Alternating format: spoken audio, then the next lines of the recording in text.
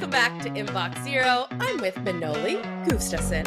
And welcome. We are so happy to have you. She is a management consultant. She is an expert in neuroscience and takes a human-centered approach to her work with clients and helping organizational change, strategy, and transformation. Manoly, welcome. Thank you so much for being here. Thank you for having me, and what a great intro. Thank you. Well, the flattery is going to continue. We just had such a laugh over people mispronouncing our names because I just mispronounced Manoly's, and I've been doing that for well over a year now. Gotta love that.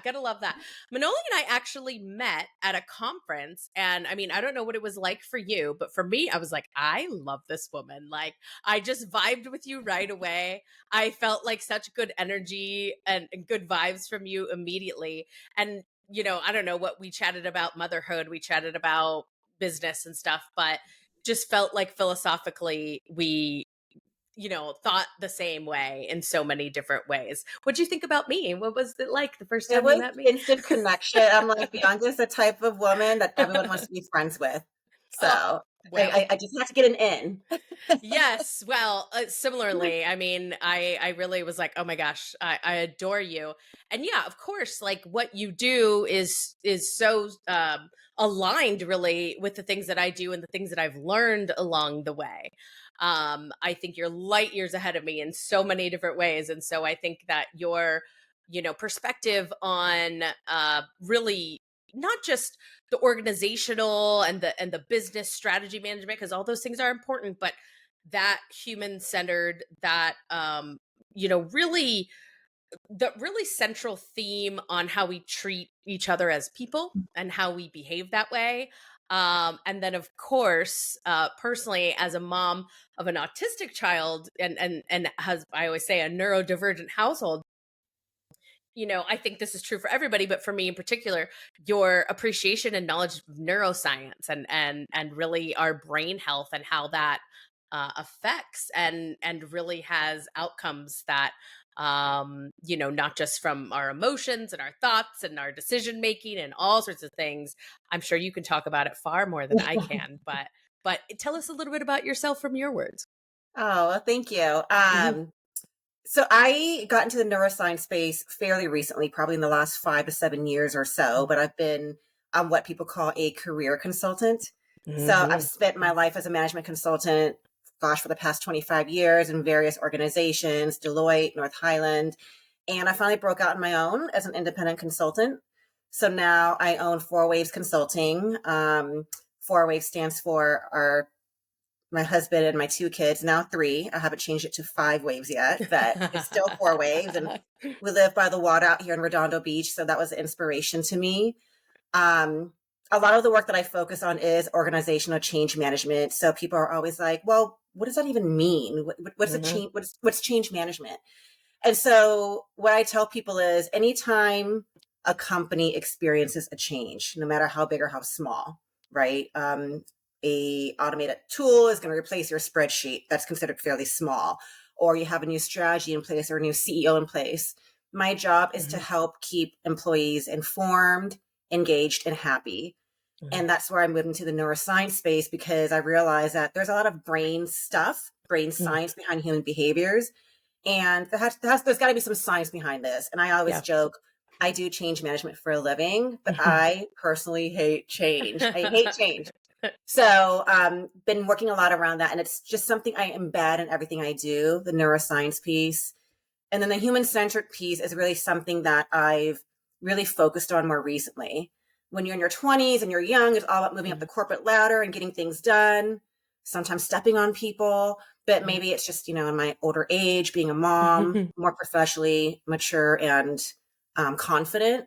It's like that human is so important in the middle of everything. You think about everything you do. It's got to be just human-centered, decisions and change and all that good stuff. And, I'm not a purist. There's businesses that need to be run, but I feel like there's a healthy friction or a healthy, friction between what I do and then what a lot of business leaders are trying to do. And so we come up with a good solution to help that. And do you think that and I don't know, but I mean, do you trace it back to kind of like some of the, some of the approach that you have now? Was it always this way? Or were you attracted to more human centered, like, in school, in these early Deloitte and things like this? Like they teach you a methodology, I'm sure, and they teach you, different approaches, and there's this theory and that theory and all these kinds of things. And, I'm speaking from my MBA, career. It's like there's different, I would say academic approaches to management consulting.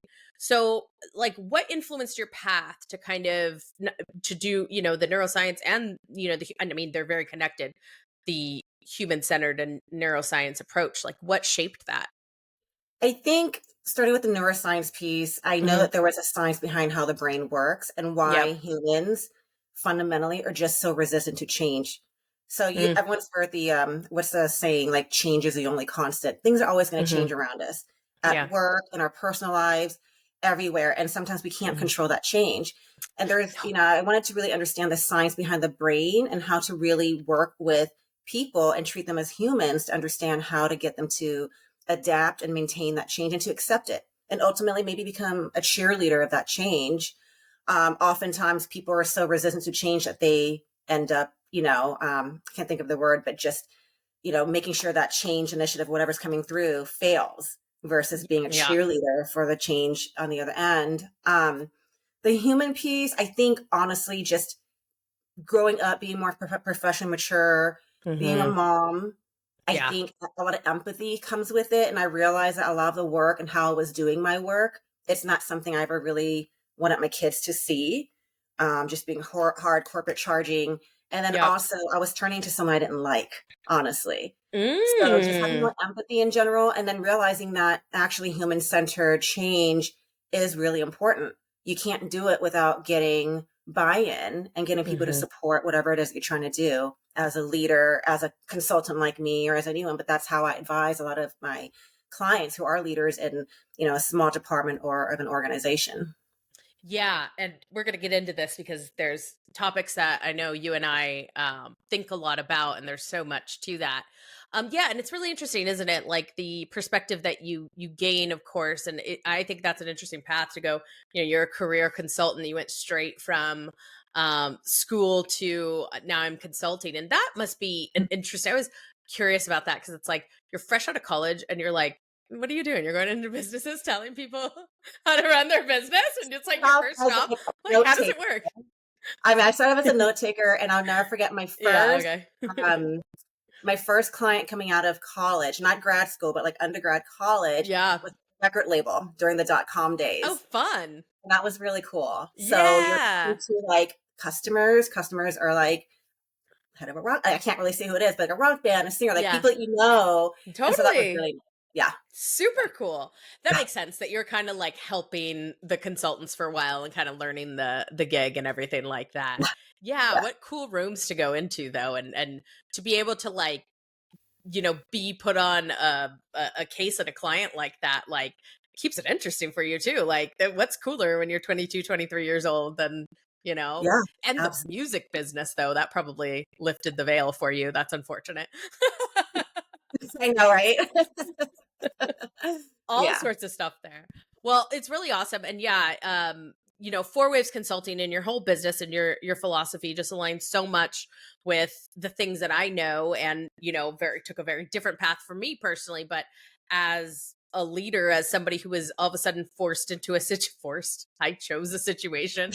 I was lucky enough to be chosen for a situation where I was everybody's boss, and I've been reflecting on that experience so much since we sold the company, and the approaches that I took, and the really high performing and really connected team that I had. And now experiencing on the other side and seeing the variety of things, and of course I experienced things behind that.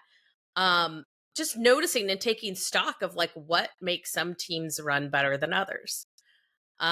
So anyway, I'm excited to get your perspective here on our question of the week, since there is, you're professional, you know what you're talking about. And you know what? We're going to have a lot to talk about. So I'm going to go ahead and dive in if it's okay with you, because I think think we're really going to rip into this one. You know what I mean? It's a short question, but I think we're going to have a lot to say. Okay, so question of the week, and thank you so much for people who do submit your questions. The URL is biancalager.com/ask a question. Ask your question. Sorry. Ask your question. BiancaLager.com. Ask your question. It's always linked in the show notes and in the newsletters. So feel free to add yours in. And lately, I've been having a guest come with me. I think it's so much more interesting when we get a perspective that's not just mine. I'm not just talking into the void. And I love getting to know about other people's businesses and highlighting the different professionals that I know and love in my network and beyond. So again, can't wait to get into this one. Okay, here it is. Without further ado. Okay, not sure if this is your wheelhouse, but I am a recovering entrepreneur. Oh, wait, no, this is not the question. You're like, what? This isn't it. Not at all. I'm happy to answer any other question. Just bring it on. That was last week's question. How funny. Yeah, no, seriously. If I didn't think this one was so juicy, I'd have you do this one too. No, okay, here it is. Okay, no, this is a long one. Okay. Tuck yourselves in, everybody. It's a little bit of a long one. Here, okay. Here's the question. Okay, yeah, get cozy. Yeah, get your tea, get comfortable. All right, here it is. I'm the founder of a marketing agency with a close-knit team. And recently, one of my most reliable team members, Sarah, has been off her game. She's always been a top performer and someone I could count on, but lately she's been super moody, and I've noticed her energy and enthusiasm have really dropped. She's been a bit sharp in emails to clients and other senior leaders on my team. Everyone loves her. Oh, no, I'm sorry. Everybody loves her work. So this isn't performance per se, but I'm sensing that it's impacting the rest of the team. And I really love Sarah. I would hate to see her work life suffer or for people to start turning against her. I want to be supportive, especially since I know how hard this job can be and that burnout is a real issue in our field. But I also have to make sure the team stays productive. We pride ourselves on a great collaborative culture, but right now it's like Sarah is going through the motions without her usual spirit being high. I'm not sure how to approach her about this, but I really want to help her get back to feeling like herself. What's the best way to have this conversation? Or should I just let her process whatever it is she's going through without intruding? Thanks. Okay, I certainly have my thoughts. There's a lot to unpack there. Mm-hmm. Manoly, you get in there, though. What's your reaction? Where do you want to start? I want to take a step back and acknowledge whoever it is that sent this question into you for just being the kind of leader and business owner, it sounds like, who cares about his or her employees enough to notice that Sarah's a little bit off her game. Yeah. Not deliverables wise, but just the way she's treating, I think they were saying senior leaders, clients, maybe team members. So that's a huge deal. There's a lot of leaders out there who are just, all about the bottom line and not paying attention to their employees. So that's number one. Mm-hmm. Secondly, I think the question was, do I talk to her or not? Mm-hmm. I would say absolutely yes, because it sounds like it might be affecting not just team morale, but clients, which is your bottom line. So yes, absolutely speak with her. And how you treat the situation with her, others around you are going to observe you as a leader.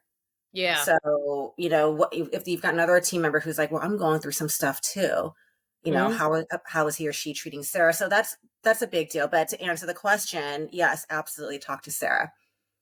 Yeah, I think, I noticed that right off the bat too. It's interesting. I think, from anybody's, not just business owners, but you're managing a team, whatever team you're on and you're the leader of the team, your top performer starts acting different. You're like, what's going on here? And there's probably even more, sometimes like a lot more like rope we give those folks. So they're like, well, I don't want to mess with you, but yeah, this person who wrote in like clearly clued in that it's like, the energy's off, the vibes are off here, and I think it's really astute. It's a really astute observation because this person's, Sarah, is clearly a hard worker and that they're in there doing their job. And so this person is observing and it's like, I can't quite have a performance conversation. Like they do their job well, but like there is a vibe here, and I don't know if anybody's complained to her yet or to the boss yet, but like the boss here is not necessarily, it's not like there's a conflict, but they're getting ahead of the conflict, which Yeah. I think is super important, especially with the top performer, especially probably with somebody who is a really, really key part of the team. You have a close Yeah. team. So yeah, we gotta nip this in the bud. Like I think their instincts are correct here that like we gotta get after this one, and a conversation is certainly something to be had. Any other takeaways, anything else, or do you want to dive into what should that conversation be? I mean, I think you have amazing experience. You know, you ran a company and Yeah. now you're consulting with different clients. So you've probably seen a lot of this as well Yeah. Oh yeah. on your different experiences. You know, and I'm going to take another step back and going back to the empathy piece, right? Yeah. And they've started doing this a lot with personal relationships, with Mhm. clients. There's other stuff going on there. Is it possible that Sarah has a sick child? Maybe her Oh, yeah. child just got diagnosed with autism. I mean, I don't know, right? Mhm. Lots of There is a things. lot of info. A lot of people now are taking care of their sick parents. Yeah. Let's not forget tomorrow's election day. A lot of people are stressed out Mm. before, during, after. So there's a lot going on, right? So really trying to Mhm. understand, and is this, I'm not sure the question reflected this, but has this become an ongoing pattern, and how long has it been going on for? Or has it Mhm. just been the past week? Right. So that's something to really dive into. So that's my other takeaway. There is always take a step back and understand things that people are going through, because I know that I've had really bad days because I had a Mhm. bad morning, something major happened, maybe not so major, but it really affects performance and the whole bring your whole self to work. I mean, is Sarah bringing her whole self to work? And is she Yeah. comfortable doing that? Because she is going through some stuff. And maybe she's not, I don't know. Yeah. But her manager, her boss won't know unless he or she asks. Totally. And on the other side of the coin, this could be work related. Yeah. Oh, There yeah. might be something going on between Sarah and who knows what, or some sort of decision that was made that rubbed Sarah the wrong way, and she's kind of got a chip on her shoulder about it. Mhm. I'll never forget a conversation I had with one of my dear, dear friends now, but key members of my team.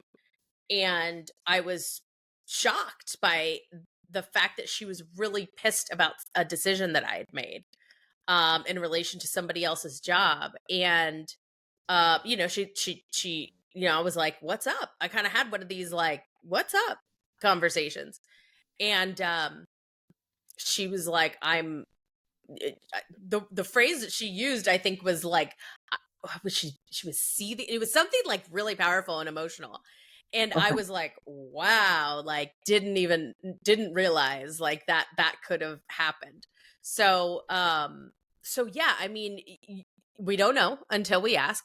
Really astute though that you're getting ahead of this, and certainly is going to set a precedent and set a really good example for your team and how you do this. You don't have to broadcast this, but I mean, from my perspective, I mean, I think a lot, and you brought up like bringing your true self to work and things like that.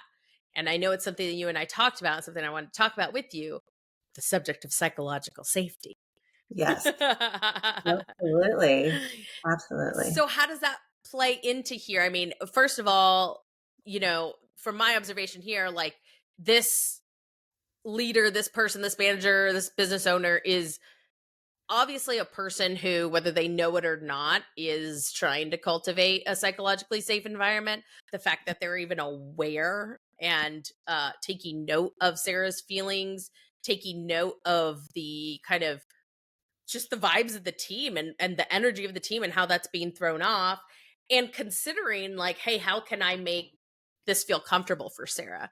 Because this person is even asking like, should I leave it alone? Like, I want to make sure I'm not really like stepping Yeah. out of line here. And that's giving high EQ. It's giving, somebody who's taking their position as a leader in a way that is like, hey, we want to make sure people feel psychologically safe at work. So, please do tell us your thoughts. First of all, what is psychological safety at work?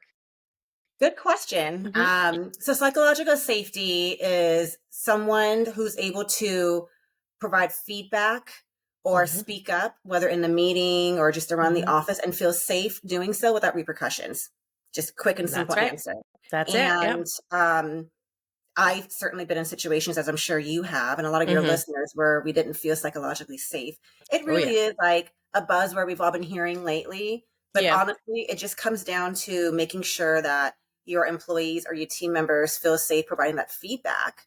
And you, as Hmm. a leader, being open and embracing the feedback, right? Yeah. Also, there's not going to be any repercussions, either a social repercussion where Sarah gets left out of lunch or a meeting or whatever it Yeah. is, Right. or worse, she gets fired, right?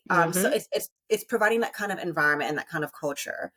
That said, yes, check in on her, see how she's doing. And I'm assuming the company is small enough where the owner can have the conversation with her Yeah. versus, hey, manager, can you talk to Sarah? Right? There's different Yeah. ways to do it. But assuming it's a pretty small company, very close knit, I think is what he or she said. Um, Hmm. I'm going to nerd out a bit on the brain science stuff Get is there. Get there, girl. doing it. Whenever you, and I do this all the time with my kids. I don't know what to Hmm. say when someone coughs. We say bless you. I know. I think But it's on. I think it's on the coffer. I think you're supposed to be like, "Excuse me, excuse me, are you Ex- okay? You still excuse me, alive? everybody, excuse me." Yeah, I know. Right. So just nerding out a bit. And I do this with my kids is whenever you give someone feedback Hmm. or when give them some advice, you always ask the person for permission. So when you ask someone for Hmm. permission, so Bianca, I can I give you some feedback on today's meeting? And when you say yes, you don't realize it, but your stress hormones, your cortisone goes down, your cortisol goes down. And Someone, chime in real quick and let you continue. yeah, Someone gave me a best way to phrase that because I'm terrible at that. I'm like an insufferable know-it-all. I will tell you. I walk down the street and tell somebody that they should be doing something else some other way, but I can't even remember who. Maybe it was my therapist. I don't know. But the one of the best way to phrase this is, I have some thoughts on that. Would you like to hear them? and did she ask you for permission? Exactly. No, like it's like, oh, you're dating this person. I have some thoughts on that. Would you like to hear But right away, you probably it? didn't realize, or maybe you did, is your defenses start going up and it's that fight or flight mode. And you're like, ooh, Yeah. all right, ready to fight. Like, what's going Yeah. on? Yeah. And it's just a simple question. Hey, can I give you some feedback? Yeah. Yeah. You know? Hmm. Um, and so I would start off with that when having a conversation with Sarah.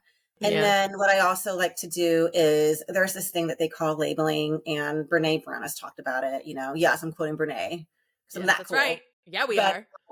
I once heard that she does this thing where she starts off meetings and people use like 2 or 3 words to describe how they're feeling right now. Hmm. Just so there's that vulnerability aspect you're talking about, and you get to know the person outside of just what's going on at work. So it doesn't always work in all cultures or environments, but typically what I like Yeah. to do is, hey, how are you feeling? Let's label that feeling and then push it aside so we can Yeah. focus on our conversation right now. And that allows your brain to be like, okay, I labeled it and I feel good. So what I should have done with you before we start this chat is I'm feeling kind of stressed right now because I have to help my son through his speech therapy later today, and he's got a Hmm. big math test tomorrow. All right, that's why I'm stressed. All right, push that aside. And even now, as I'm saying it, I feel like whoosh, much better. Yeah. So let's start your conversation off with that. So number one, ask for permission. Number two, label that feeling and just literally push it off to the side so we can focus on discussing what's going on with Sarah.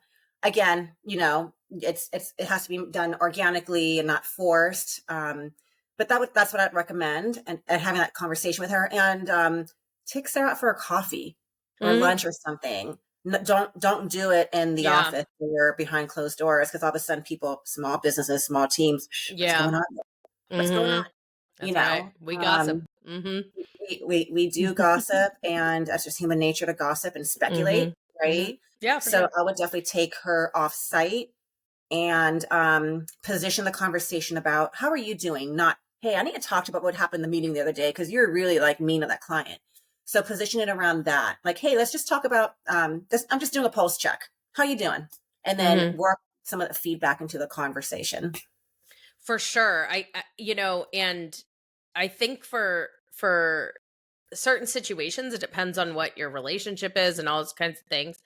But I think it's also important, generally speaking, to remind Sarah where you stand and where you're at as her boss and her leader in terms of her, right? Like, hey, Sarah, like, you're chatting, you're having that coffee, and I think it's a really good advice. Like, take this, get ourselves into a neutral spot here, or be as neutral as possible, and just be like, hey, Sarah, I have your back. You know that, right? Yeah. Like I'm here for you, and saying this like straight out and straight up, and whatever's going on with Sarah, like she knows she is not well right now. She knows, and she knows that you probably know.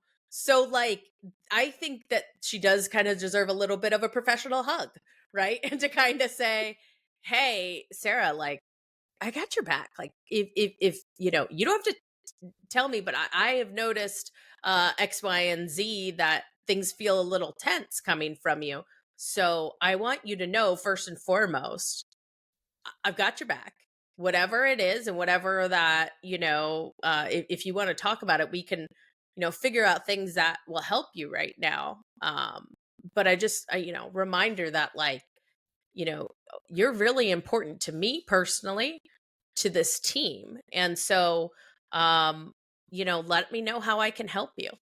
I think a lot of times, and even if you're not on this close knit team, saying things like that is how you develop a close knit team. Saying things like that is how you break down the barriers on your team to let them know, like, hey, Sarah, it's you and me first, okay? Like I'm looking you in the eye, human to human, and this isn't about me being the owner or whatever. We're on the same team here. And I approach my work like that, and I approach my relationship with you like that. And I think that really level sets things and really gives somebody the opportunity to open up, and to put their guard down and to feel assured that nobody's going to fire you. You're not in trouble, like it's okay. And also, like, this conversation doesn't have to be contentious, where we can just sort of get to the issue or figure out what's what, and it's fine. We're calm, we're cool, we're collected. It's an off the record conversation. It's not going Right. to improve performance. And I Yeah. love the approach that you're recommending, because that is a key step to psychological safety. Going Yeah. back. Totally. I didn't know what that even meant or what it was at the time that I was doing things like this, and I ran social intelligence. I think I had a set of personal circumstances that my father was dying of cancer, like immediately, like when I took the job. And he had always had cancer. And so my first 3 weeks at social intelligence, I had to go to I was living in Santa Barbara at the time. I had to go to San Diego to take care of him during his stem cell transplant, his first one. And I was like, listen, I got to go live for a week to caretake him. Me and my sisters were trading off, whatever. And I mean, talk about psychological safety, and like entering into this situation, and I'm everybody's boss. Literally everybody is like, go, like, Mhm. do what you got to do, whatever. Right. And so I think those circumstances put me in a situation where I was feeling so raw, and I had to be really honest about what was going on. That from my perspective, if that's the reality for me, that's definitely going to be the reality for you guys too, and whatever it is that we're going through. So it's interesting, but years later, when I learned what it is, Manoly, are you a Taylor Swift fan? I'm sorry to say I'm not. She's not. Okay, she's not a But Taylor if Swift fan. someone's Everybody, listening, I am. just, just stop. Just we're done here. No, I'm actually a newly converted Swiftie. My sister has been a Swiftie for years, and I've made fun of her for years and years and years. And long story short, she made me do it. Okay. She made me do it. And she was like, I'm taking you to the movie. And she would assign me albums to listen to. So anyway, I'm a Swiftie fan. The reason I bring it up, you're going to be like, what are you talking about? There's a line in one of her songs. It's a famous, it's about Travis. And it says, you know how to ball. I know Aristotle. Okay. So I'm making a little bit of a joke, but now it's a stretch. Yeah. Um, have you ever heard of Project Aristotle? I have not. Okay. Do So tell. Project Aristotle is a project that Google did. Of all people, Google wanted to know what makes teams high performing. We are going to find out what it is that makes a high performing team. And they're like, it's 2012. We're Google. We have 130 teams. We have over 30,000 employees in different countries doing all sorts of different things. We literally have the internet. We can use a ton of research, and we're going to figure this out. And so they took on this project to study over 250 attributes.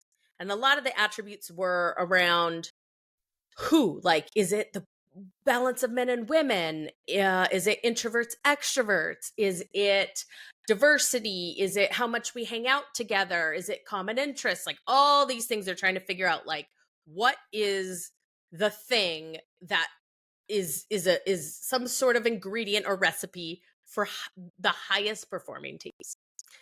And guess what they found out? That they were all Swifties? No. You have to listen to Taylor Swift music. I will and now. then your team is high performing. That's it. That's the goal. Even in 2012. I mean, that was I think a rough era for her. If I don't know. I don't know the lore that much. No, Manoly, psychological safety. Oh, Psychological safety is essentially, they came across, I think her name's Amy Edmondson out of Harvard. She wrote this paper about psychological safety. It was like 99 or something like that. Anyway, they finally like tied it all together. And so Google actually has a site. It's called Rework. It's like, rework or Google, whatever. Look for Google Project Aristotle if you're interested. And their Rework site has a ton of information, data, tools, all sorts of things that are really helpful in going into the research that they found, keeping it up to date. Of course, this is 12 years ago, but putting it into perspective of like how teams work. And they even have, like, when you're thinking about innovation, when you're thinking about creativity, like there's different, perspectives here. But let it be known wide and far, my friends, psychological safety is what creates the most high performing team. And the teams that we've all been on, you've all experienced it. You've experienced it. We've all experienced it. We've been on crappy teams. We've been on yes. crappy teams, and you're scared. Yeah. You're walking on eggshells. Your performance definitely goes down. Your performance goes. You can't even performers, speak. yeah. Absolutely. Yeah.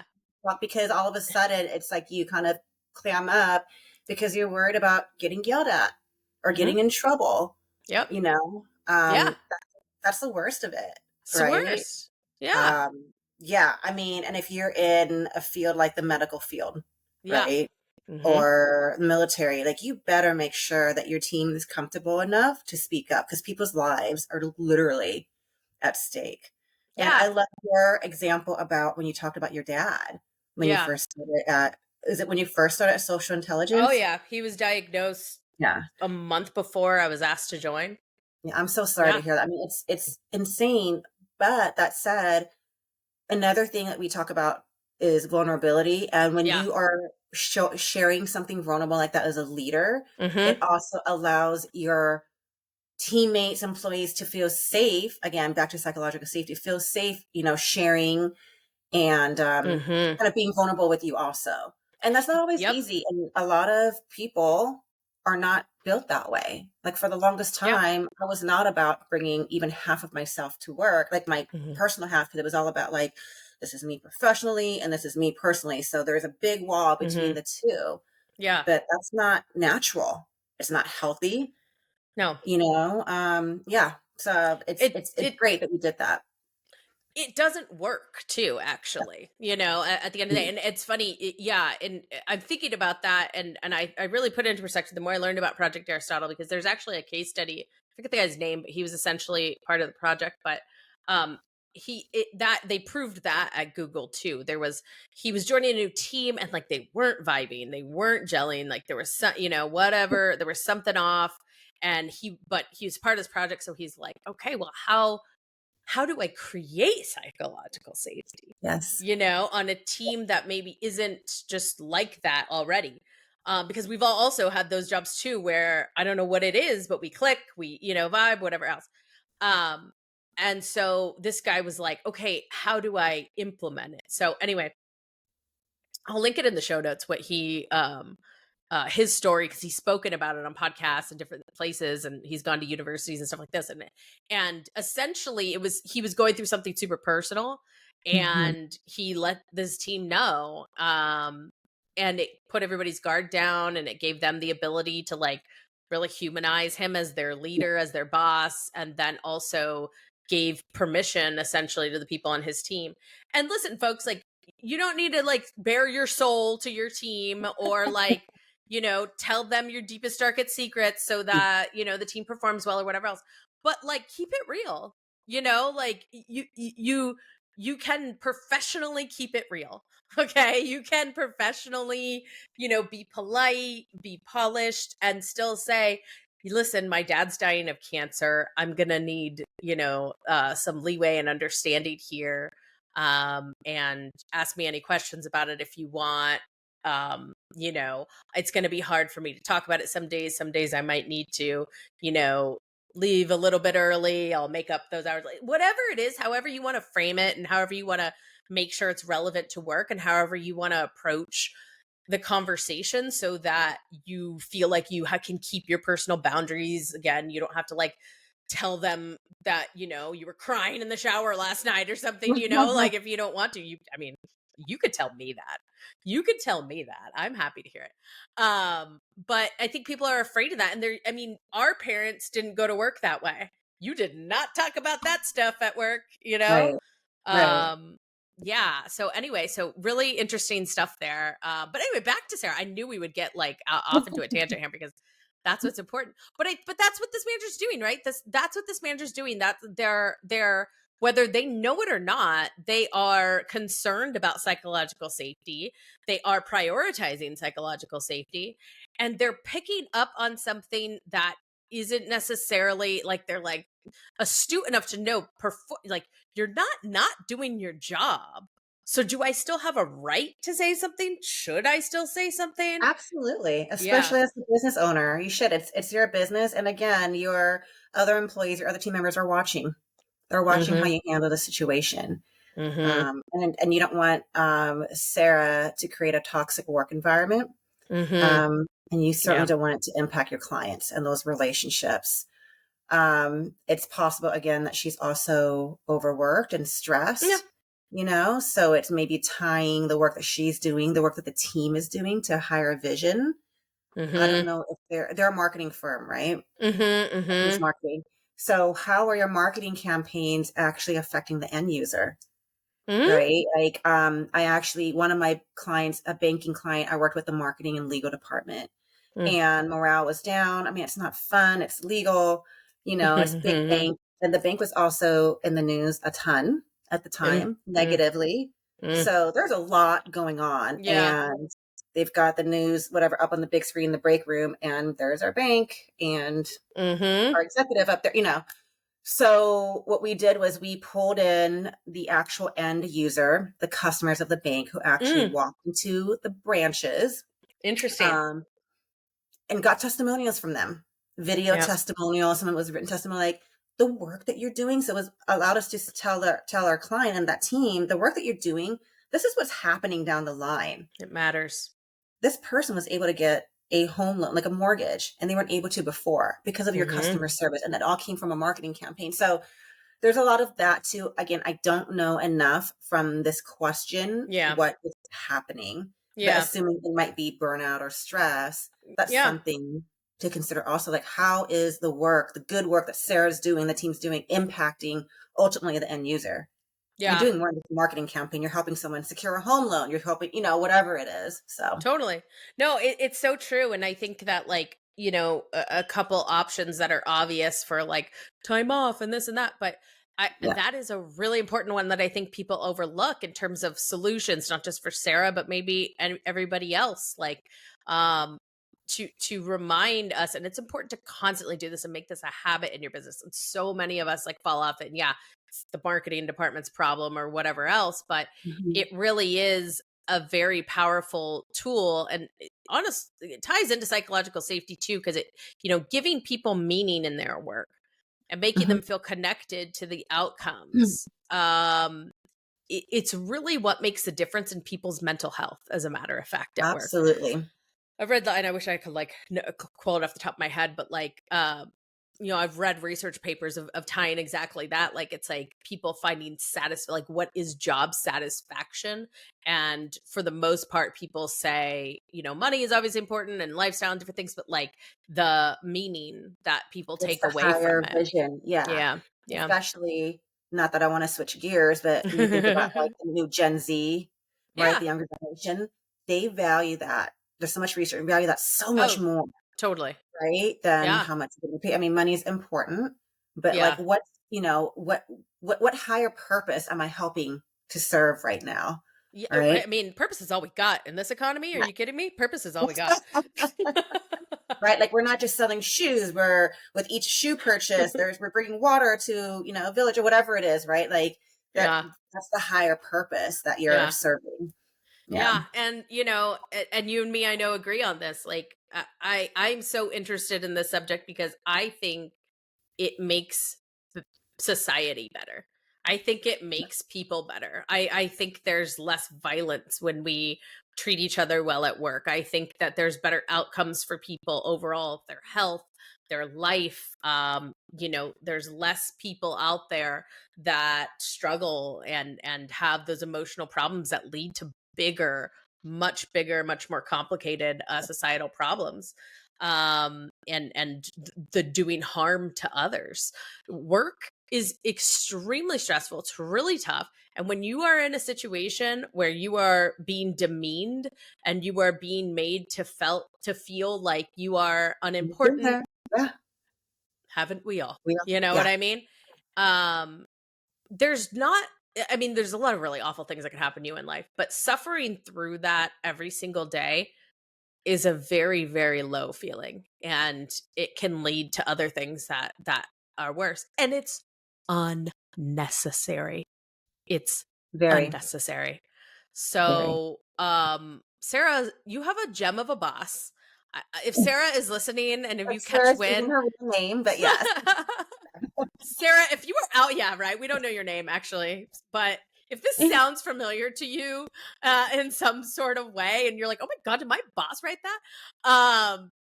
Just know that, or if you even suspect, or you think your boss would write this, you've landed in a jackpot. Enjoy the ride while it lasts.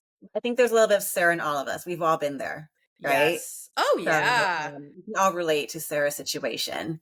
For Absolutely. sure. And how great for Sarah that she has somebody looking out for her like that. You know what I Absolutely. mean? We should be Yeah. so lucky. Yes. Well, and how lucky are we that we have Manoly here with us?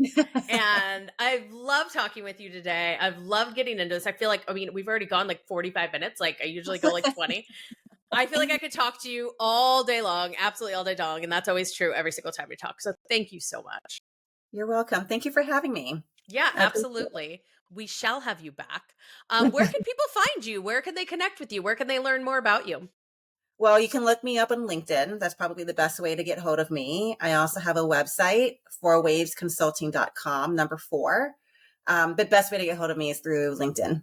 Awesome. Well, Yep. I will see you there, certainly, as ever. And I love the stories that you post, and especially when you talk about your family. I think it's such a cool place, especially that you're in. Your kids are getting to your daughter just went with you to TEDx conference, right? Yes, yes. I How thought she'd cool. be bored, but she loved it. It's such a Ah, great event for students how and cool. for professionals like us. It was great. So I'd highly recommend going to a TED or a TEDx conference anywhere you are. Oh my God, how Take your cool. kids. Yes, no, totally. I'm like, oh, that levelhood of motherhood unlocked to be able to like share a little bit of like really cool content and Yeah, interesting, thought provoking stuff with your child and to be able to participate together. I just felt like that was just the absolute best. yeah. So, That was Sunday. folks, you're missing this content. Get on it. You know what I mean? Get out there and get on it. Thank you so much, though, Manoly. Again, such a pleasure. So happy to have you on here. And thank you to everybody who's tuning in. So again, Inbox Weekly. I'm sorry, Inbox Weekly. It is in your inbox weekly. That's the goal, is to be in your inbox weekly. This is Inbox Zero coming at you weekly, and we will see y'all next week. Thanks so much. Bye. Thank you.